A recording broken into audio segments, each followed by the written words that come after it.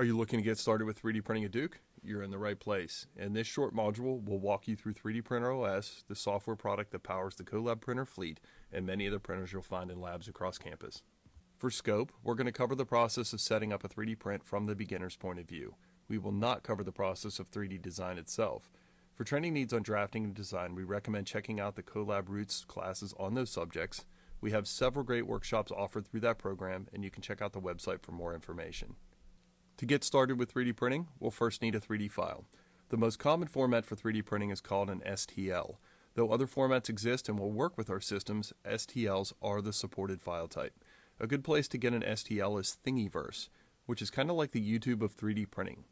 It's a great repository, and of course nearly every CAD package can export an STL. For this lesson, I've whipped up a copy of the Duke logo. We'll go ahead and export that. This export process is very similar across most major 3D design platforms. Now that we have an STL in hand, let's get started with 3D printing. First, log into duke.3dprinteros.com. If you are not already authenticated through Duke's SSO, you will be asked to enter your Duke credential. Since I'm already authenticated, I'm taken straight to our landing page. It's important to note that this site has a reactive layout, and you may see a menu collapse differently if you're on a mobile device or a smaller screen. This landing page shows you a list of files and projects. I'm going to upload the STL file that we just created. If you're following along, you're welcome to upload a copy of an STL that you've downloaded or one that you've created yourself. The Add Files dialog enables this, and you can simply drag and drop the files into the browser or navigate to them. The system will take a few seconds to render them in the cloud. You'll see a preview as well as the file size info when that process is completed. Our next step is to lay out the file on the 3D printer's build platform. We do this by clicking the Layout button. You'll notice the system has automatically placed your file in the center of the screen. As you lay out your design, you can orbit the 3D scene around by holding the center mouse button or using the center mouse gesture on your trackpad. You can also use the scroll wheel or scroll gesture to zoom in and out. Now that we understand general 3D navigation, we can manipulate our file. As you might imagine, the layout tool is best used for laying out the object. This term generally refers to the placement of a part within the machine that is producing it. It is common to move the object in relation to the build platform or reorient it for optimum printing. Best practice is to have the file scale correctly from the CAD tool or the designer, but adjustments can be made here if necessary. In general, we recommend printing your object on the center of the build plate. The object will also need to be above the build plate to print successfully. You can ensure this by using the center and on bed shortcut buttons. You'll also want to make sure the object fits within the build envelope of the printer. The Colab and most of the printers in our partner labs around campus will be listed in the favorite printers list in the printer menu. This is not a necessary step for small prints, but for larger prints it is helpful to select the printer you'll be using so you can visualize the correct boundaries of the machine. Our next step is to save the layout and prepare it for printing. Click the Save button or the Slice button. Both accomplish the same function. Choosing Slice from the layout screen will automatically open the slicing menu. It will take 10 to 30 seconds for the system to process your changes. Note that your original file still exists and that a new version has been created with your positional or scale changes recorded. You can always refer back to your original file.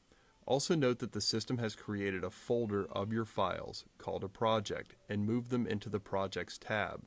To find your files in the future, you'll need to navigate to the Files tab in the Project subsection of that page. To prepare an object for 3D printing, we will first slice it.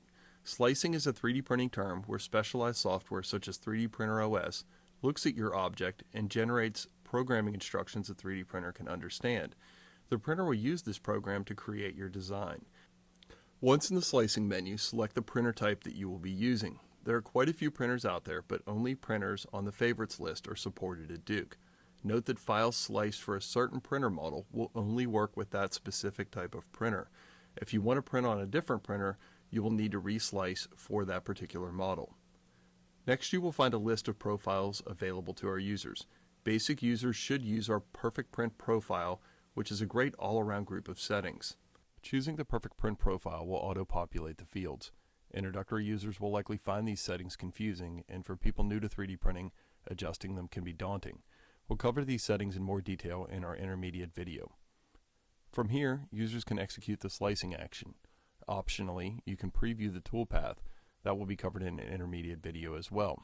New users can simply select Slice and they will be returned to the main menu. The slicing action creates a G-code file. This file can be thought of as a computer program of sorts. The 3D printer will execute this program to create your object. Note the icon indicating it is a G-code file and not a 3D model. Also note that the G-code program can only run on the printer it was created for. Another indicator will show you the model of the printer it is intended to run on. Also note the time indicator. This will help you budget your time accordingly. Note the estimate does not include the amount of time it takes to heat up and cool down the printer, which can add about a half an hour to your print job. Now the fun part. Let's start our 3D print. Click the print button and you will be presented with a window showing you a list of printers. There are a few important things to be aware of. Firstly, you will only see printers you have access to.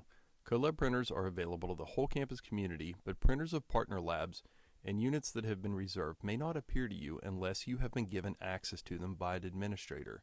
If you are expecting to see a printer that is not listed, please ask a lab technician or a manager to help you.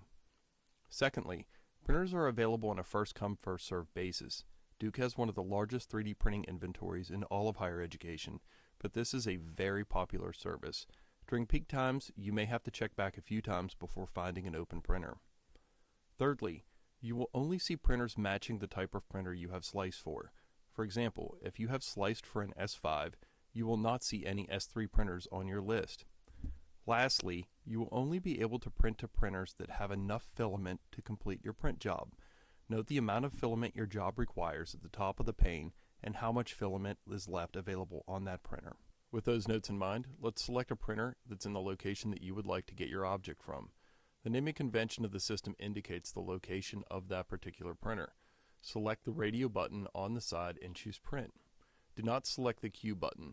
Printer access is first come, first serve, and our implementation of this software has queuing disabled. Your job will begin in the background and you will receive an email regarding the progress of your project. Once complete, you can pick up your print in the lab hosting the printer that you had selected.